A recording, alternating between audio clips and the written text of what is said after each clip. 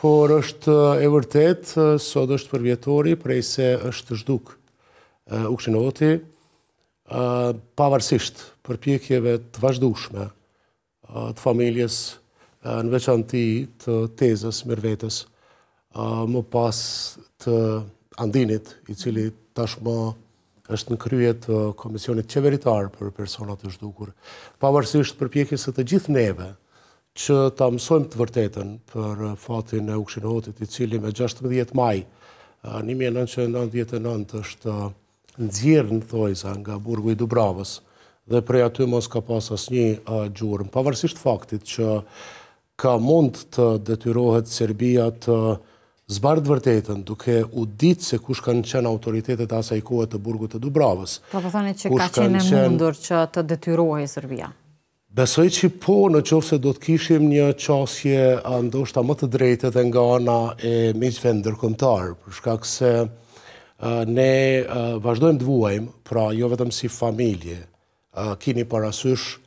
më shumë se 1600 persona që ende nuk dihet asgjë për fatin e tyre. Dhe paramendoni se çfarë cvilitje e vazhdueshme e ndjenjave të këtyre familjarëve që nuk e kanë asnjë shenjë të më të dashurve të tyre, vazhdon për këto 26 vjet. Kujt është faji sipas jush? Unë mendoj që rrethonat specifike në të cilat vazhdon të jetë Kosova, nuk është që i kanë mundësu shumë Kosovës. A kanë pas mundësi pra institucionet tona që për shumë vite në kryet të tyre kanë qenë edhe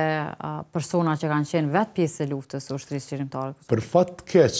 krenare mendoj që Kosova nuk ka qenë pozicionin që do të mund të diktonte shumë një ndryqim përfundimtar të kësaj plage të luftës në Kosovë, por nëse i referohemi marrëdhënieve tona me partnerët strategjik, me aleatët që na kanë ndihmuar në shtetformim, dhe me përpjekjet sistematike në kuadër të dialogut me Serbinë që të normalizohen raportet tona tashmë, mendoj që po është dashur të bëhet më shumë në këtë pikë, për shkak se për mua është qasje paliative, do të thosha, e pjesshme, përpjekja që diplomatikisht ti normalizojmë raportet derisa në mes e kemi një plagë shumë të rëndë, e cila e pengon në fakt normalizimin e raporteve. Kështu që ndoshta një qasje pak më serioze e faktorëve ndërkombëtar dhe organizatave ndërkombëtare që ta rrisin presionin mbi Serbinë për këtë çështje, do ta detyronte Serbinë që të jap llogari dhe që të zbardh informacionet për fatin e këtyre njerëzve që ende vazhdojnë të mbeten enigmë prej 26 vjetësh. Çfarë mund ta thuani për figurën e Ukshinohotit, dajes tuaj? E po ashtu edhe për diskursin e tij politik, pra çfarë mbani mend? Jam i bindur që vlerësimet për veprimtarinë dhe angazhimin shkencor e filozofik të Ukshinohotit të tjerët i bëjnë më mirëson, ose të paktën ka pas vazhdimisht tribuna, konferenca, recensione, vlerësime nga profilet të ndryshme të vendit tonë. Besoj që ajo që ka përfaqëson figura e Ukshinohotit është thënë më së miri nga Ismail Kadarej, ose nga Recep Qosja, ose nga Dritë Agolli që tashmë është në mesin tonë, e përplot personalitetet tjera të kombit shqiptar, dhe që mendoj që sublimohet në atë që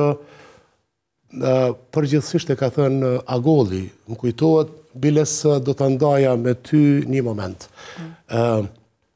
Atë që e ka thënë Agolli dhe që pastaj është publiku në librin kryesor të Ukshinohotit, Filozofia politike e çështjes shqiptare, e ka thënë në një intervistë për mua që ka qenë, si me thonë, hapi i parë drejt gazetarisë. Sapo e kam përfundu maturën në Tiranë, e kam vizitu Dritë Agollin, ku i kam kërku një intervistë edhe për çështje të tjera, të letërsisë, kulturës e të tjera, dhe që e kishte lexu librin Filozofia politike e çështjes shqiptare, dhe vlerësimi i tij ishte që kjo vepër është programatike për çështjen kombëtare. Pra, me një fjalë duhet të them që gjithë jeta e Ukshinotit në fakt ka qenë një ndërlidhje funksionale e veprimit të tij,